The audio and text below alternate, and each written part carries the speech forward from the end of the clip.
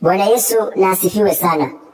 Leo katika hekima yetu ningependa sana tuzungumzie kuhusu ukarimu. Kuhusu kuwakaribisha wageni katika nyumba zetu, kuwakaribisha watumishi wa Mungu katika nyumba zetu, kuna kuanga na faida kubwa sana. Kuna kuanga na siri nzito katika kukaribisha wageni, iwe ni katika nyumba yako, iwe ni mahali popote pale. Kuna kuwa na siri ambayo ni nzito. Wengi huwa tunachukulia jambo hili kuwa la ziada, lakini kuna kuanga na siri ambayo ni nzito wakati ambapo nawakaribisha wageni. Napenda tuangalie kitabu cha Wafalme wa Kwanza, sura yake ya 17, tuanzie mstari wa 8. Inasema, hapo neno la Mwenyezi Mungu lilimjia Elia, ondoka uende mjini Sarefati karibu na Sidoni, ukae huko. Nimemwamuru mwanamke mmoja mjane akupatie chakula huko. Basi Elia akaondoka akaenda Sarefati. Alipofika penye lango la mji, alimkuta mwanamke mmoja mjane anaokota kuni. Elia akamwita mwanamke huyo na kumwambia, niletee maji ninywe. Yule mwanamke alipokuwa anaondoka, Elia akamwita tena na kumwambia, niletee na kipande cha mkate pia. Huyo mwanamke akamwambia, na kuapia kwa jina la Mwenyezi Mungu, Mungu wako aliye hai, sina mkate hata kidogo. Nilicho nacho ni ngozi ya unga katika chungu na mafuta kidogo katika chupa. Nimefika hapa kuokota kuni, kisha niende nyumbani kupika chakula hicho. Mwanangu na mimi tule, kisha tufe. Angalia, ni mtumishi wa Mungu ambaye anaitwa Elia ametumwa. Mwenyezi Mungu amemtuma kwa mwanamke ambaye alikuwa ni mjane. Na alipofika mahali pale, maandiko yanasema Elia alimwambia akaenda akamletee maji anywe. Kumbuka Elia alikuwa mtumishi wa Mungu. Wakati yule mwanamke anaondoka kwenda kuletea mtumishi wa Mungu maji, mtumishi pia akamwambia, uniletee pia na kipande cha mkate. Lakini angalia, huyu mwanamke anamwambia na kuapia kwa jina la Mwenyezi Mungu, sina chochote.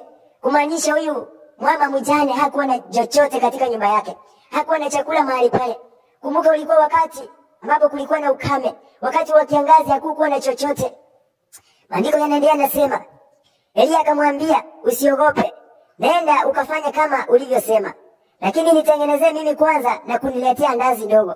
Kisha jitengenezee wewe na mwanao chakula.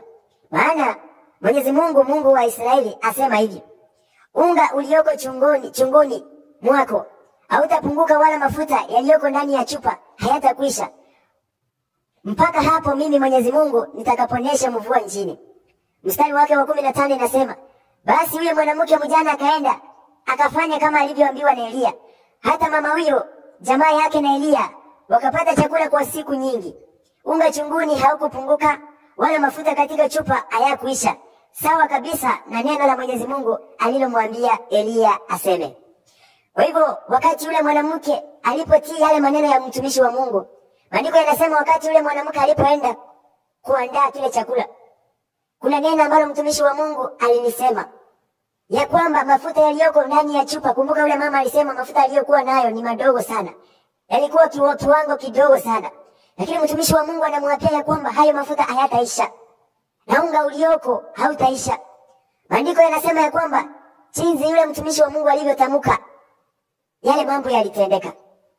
Yale mafuta yaliyokuwa kidogo, maandiko yanasema yalijaa zaidi, yakawalisha hata kijiji kizima.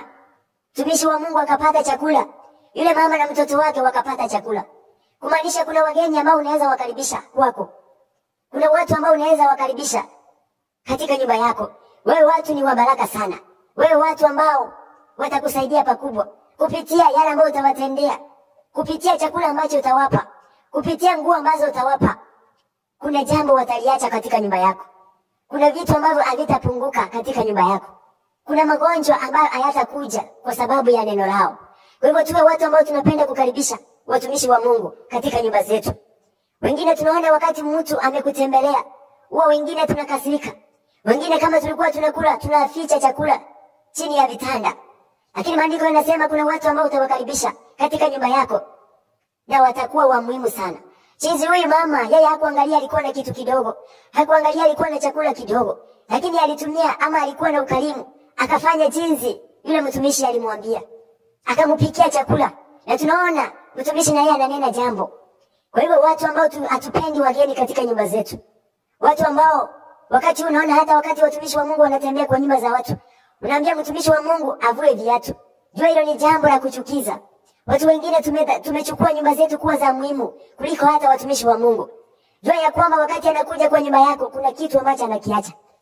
Maandiko yanaendelea mstari wa 17 inasema, baada ya hayo mwana wa mwanamke huyo mwenye nyumba akaugua, na hali yake ikazidi kuwa mbaya, hata mwishowe akafariki. Huyo mwanamke akamwambia Elia, ewe mtu wa Mungu, una kisa gani nami? Kumbe ulikuja kwangu kuzifichua dhambi zangu na kusababisha kifo cha mwanangu. Elia akamwambia, nipe mwanao. Basi Elia akamtoa mtoto kifuani pa mama yake, akamchukua juu chumbani mwake, akamlaza juu ya kitanda chake.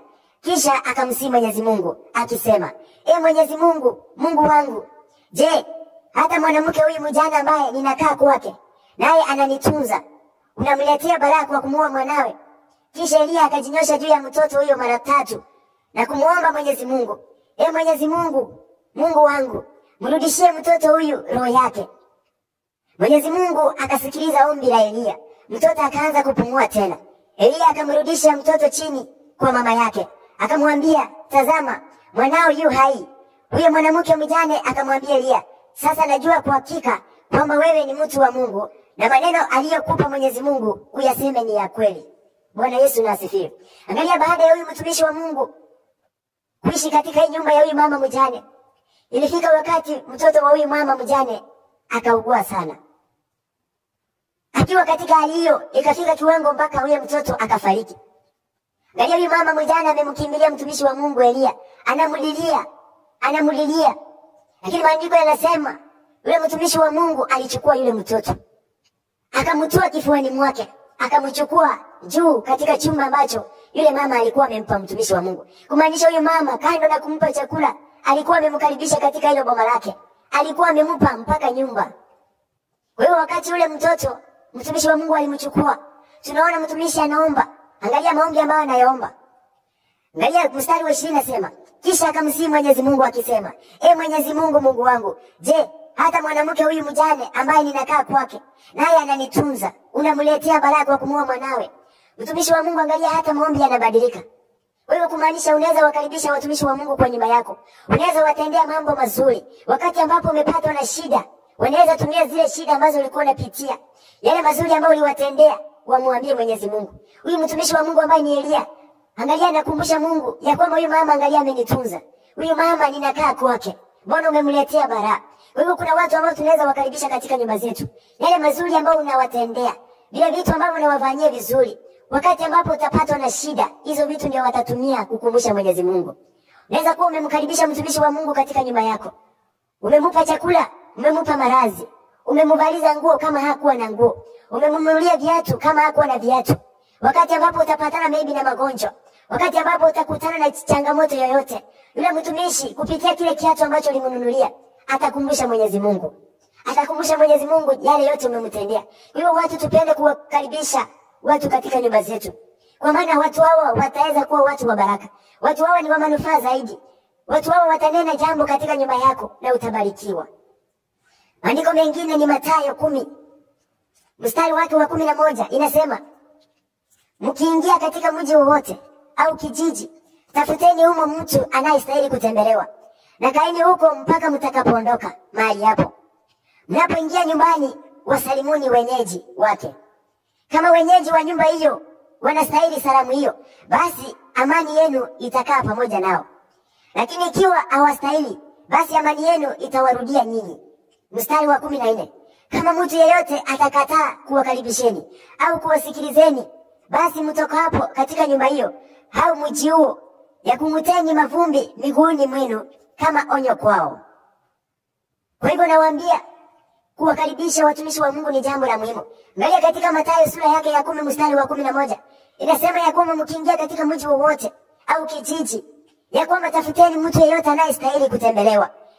Na maandiko yanasema kaeni huko mpaka mtakapoondoka. Mnapoingia nyumbani, wasalimuni wenyeji. Kumaanisha watumishi wa Mungu wanapoingia nyumbani kwako, lazima wawasalimie. Lazima wawaletee habari njema. Maandiko yanasema mkiingia mahali pale, watu wakaribisha na amani yenu ikae katika hiyo nyumba. Wewe kuwakaribisha tu watumishi wa Mungu katika nyumba yako, kuna amani ambayo inakuja mahali pale. Huenda ndoa yako haikuwa nzuri, lakini watakapotamka neno, watakapoomba kwa hiyo nyumba, kutakuwa na amani. Kuna vitu ambavyo umekuwa ukipitia vigumu, lakini watakapozungumza neno, kwa hiyo nyumba kutakuwa na amani. Vitu zako vitaanza kwenda vizuri. Shetani atatoka kwa hiyo nyumba kwa maana watumishi wamenena jambo. Kwa hivyo tujue kuwakaribisha watumishi wa Mungu, tujue kuwakaribisha wageni. Mungu pia kuna maandiko katika Waebrania 13 ukianzia mstari wake wa 2 nasema, msisahau kuwakaribisha wageni, maana kwa kufanya hivyo watu wengine walipata kuwakaribisha malaika bila kujua. Angalia Waebrania nasema 13 mstari wa 2 ya kwamba msisahau kuwakaribisha wageni, kwa maana wengine waliwakaribisha malaika bila kujua. Kwa hivyo mtu unaweza mdharau, si lazima ukaribishe watu ambao unawajua.